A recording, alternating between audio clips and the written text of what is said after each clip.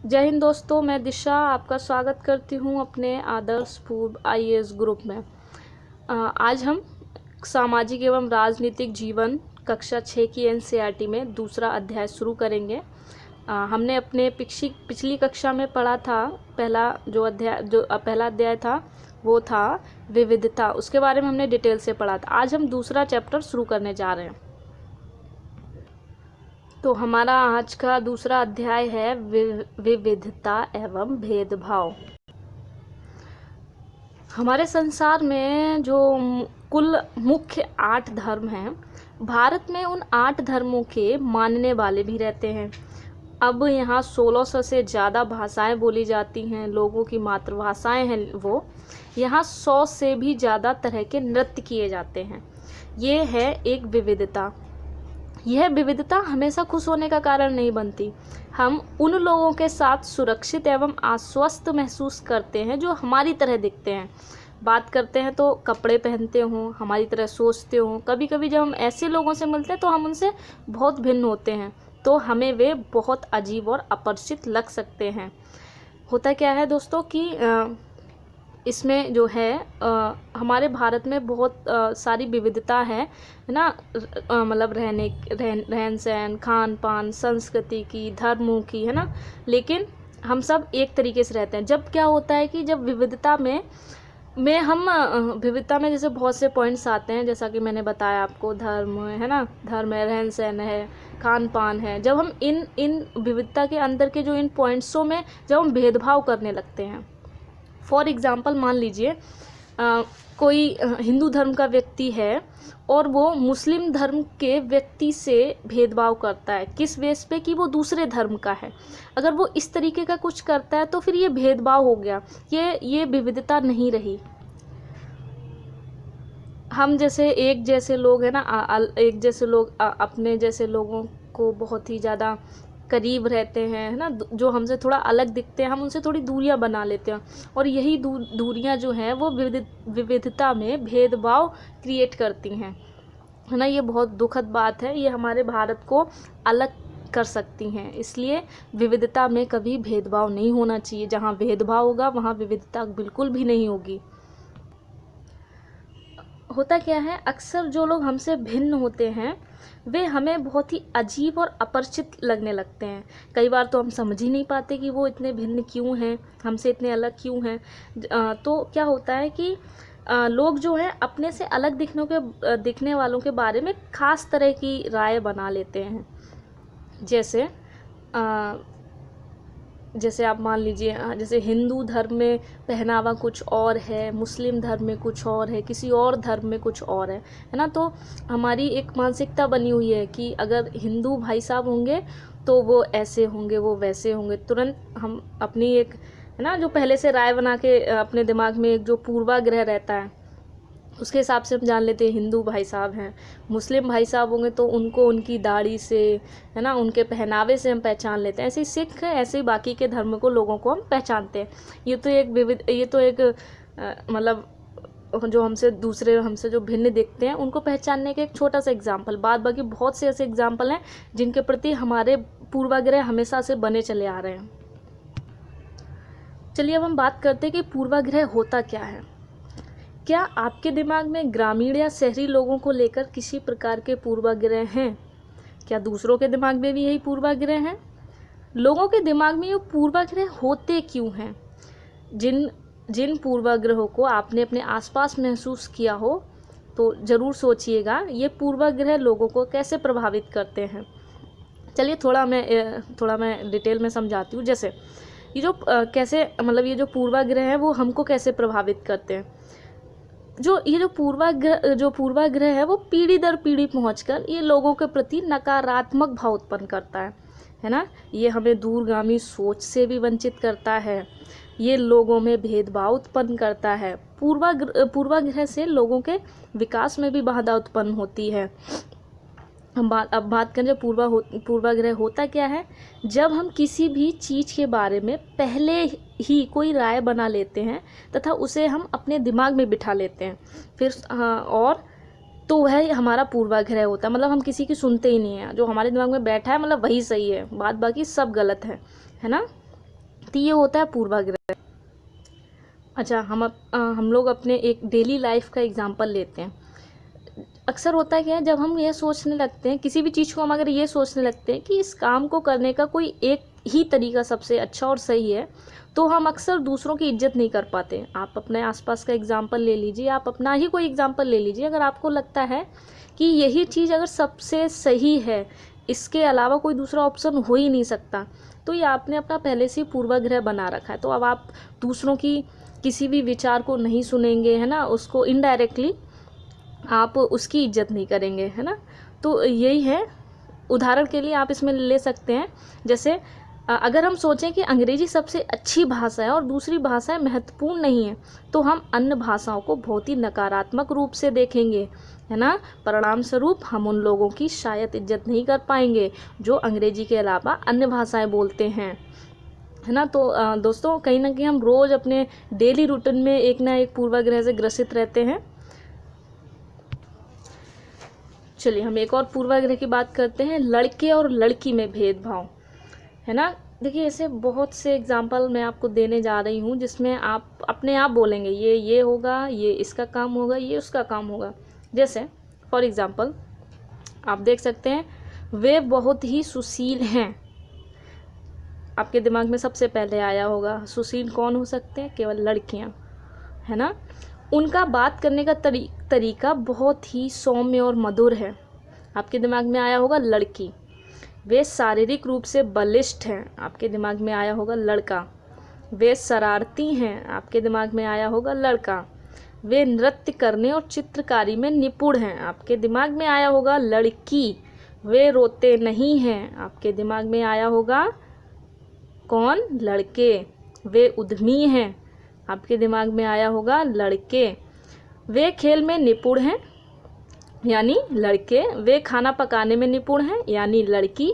वे भावुक हैं, यानी लड़कियां, है ना। तो ये जो मैं आपको बता रही हूँ, ये आपके भी दिमाग में सेम यही होगा।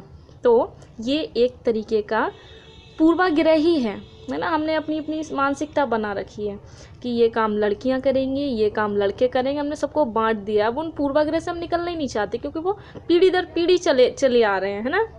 और इतनी जल्दी निकल भी नहीं सकते। बहुत ही जटिल समस्या है ये, स्पेशली लड़के और लड़की में भेदभाव को लेके। देखिए दोस्तों, यहाँ पे कुछ पिक्चर्स हैं और उनमें कुछ लिखा हुआ है, लोग तरह तरह की बातें करते हैं। इसमें दूसरे पिक्चर में तुम दूसरों से कितनी अलग दिखती हो, तीसरे में क्या उसका दिमाग सही है। यानी कि हम सब एक जैसा ही सोचते हैं कहीं ना कहीं, है ना। हम जैसे ये जो पहली पिक्चर में है वो विकलांग हैं। हम सब ने अपनी, ज़्यादातर लोगों की राय होती है मोस्टली कि ये कुछ नहीं कर सकते। मैं लंगड़ाता हूँ, मेरी बोली लड़खड़ाती है, इसके अलावा और भी बहुत कुछ। कभी मैं उदास हो जाता हूँ तो कभी दुखी। लोग मेरा मजाक उड़ाते हैं। यह नई बात नहीं है। अगर तुम मेरी जगह होते तो क्या करते, है ना। कहते हैं जिस पे बीतती है वही समझता है। तो अक्सर हमें NCERT जो है ना, वो हमको केवल पढ़ाई नहीं देती। NCERT हमें जीने का तरीका सिखाती है कि हम किसके साथ क्या कर रहे हैं, हमें क्या करना चाहिए, है ना। तो NCERT को सबसे ज़रूरी है कि आप आत्मसात करें। रही बात IAS बनने की, तो वो तो अपने आप हो जाएगा, है ना। ये सबसे बड़ी और महत्वपूर्ण बात ये है कि आप NCERT को आत्मसात करें। आप इसको बोझ बिल्कुल भी मत लें, आराम से पढ़ें और खुश होकर पढ़ें। अब बात करते हैं रूढ़िबद्ध धारणाएं बनाना। रूढ़िबद्ध धारणाएं क्या होती हैं? जब हम सभी लोगों को एक ही छवि में बांध देते हैं या उनके बारे में पक्की धारणा बना लेते हैं, तो उसको रूढ़िबद्ध धारणा कहते हैं। अक्सर रूढ़िबद्ध धारणा में बड़ी संख्या में लोग प्रभावित होते हैं, है ना। जैसे कई बार हम किसी खास देश, धर्म, लिंग के होने के कारण किसी को कंजूस, अपराधी या बेवकूफ़ ठहराते हैं। ऐसा दरअसल इसलिए होता है क्योंकि हमने अपने मन में एक पक्की एक धारणा बना रखी है ना। हर देश, धर्म आदि में हमें कंजूस, अपराधी, बेवकूफ़ लोग मिल ही जाते हैं, सिर्फ इसलिए कि कुछ लोग इस समूह में वैसे हैं। पूरे समूह के बारे में ऐसी राय बनाना वाजिब नहीं है। हम माना कि कुछ हो सकते हैं, लेकिन हम कुछ की वजह से अगर हम पूरों को अगर गिनते हैं तो ये एक रूढ़िबद्ध धारणा हो जाती है ना। अब हम बात करते हैं असमानता एवं भेदभाव। याद रखिए, भेदभाव तब होता है जब लोग पूर्वाग्रहों या रूढ़िबद्ध धारणाओं के आधार पर व्यवहार करते हैं, है ना। जैसे मुसलमानों के बारे में यह एक आम रूढ़िबद्ध धारणा है कि वे लड़कियों को पढ़ाने में रुचि नहीं लेते, इसलिए उनको स्कूल नहीं भेजते, जबकि अध्ययन किया गया तो उसमें पाया गया कि मुसलमानों की गरीबी इसका महत्वपूर्ण कारण है, ना कि मुसलमान अपनी लड़कियों को नहीं पढ़ाते, कि वे उसमें रुचि नहीं लेते। गरीबी की वजह से ही वे लड़कियों को स्कूल नहीं भेज पाते या स्कूल से जल्दी निकाल लेते हैं। जहाँ भी गरीबों तक शिक्षा पहुँचाने के प्रयास किए गए हैं, वहाँ मुसलमान समुदाय के लोगों ने अपनी लड़कियों को स्कूल भेजने में रुचि दिखाई है ना। और हम लोग का मोस्टली लोगों का पूर्वानुमान रहता है ये कि, है ना, पूर्वाग्रह रहता है कि क्या कहते हैं, मुसलमान अपने लड़कियों को स्कूल नहीं भेजते, तो वो कारण कुछ और होता है, लेकिन हम अपनी धारणा कुछ और बना लेते हैं ना। तो हमें अपनी धारणाओं को तोड़कर उनके कारणों को जानने की कोशिश करनी चाहिए। एक और शब्द के बारे में बात करेंगे, दलित। दलित तो हम सब अक्सर सुनते रहते हैं। जो दलित शब्द है उसका सही मतलब क्या होता है और लोग उसका अक्सर मतलब क्या निकालते हैं, मैं आपको पहले दलित शब्द का सही अर्थ बताती हूँ।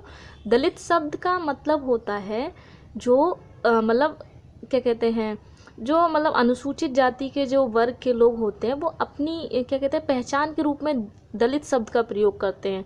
दलित का मतलब होता है दबाया गया, कुचला गया। अक्सर लोग इस दलित शब्द का जो मतलब होते हैं वो निकालते हैं कि बहुत ही तुच्छ, यानी बहुत गंदा काम करते हो, ये वो। जहाँ भी कोई भी व्यक्ति किसी से मिलता है ये दलित है, तो उसके प्रति ऐसा गंदा समूह बनाते हैं।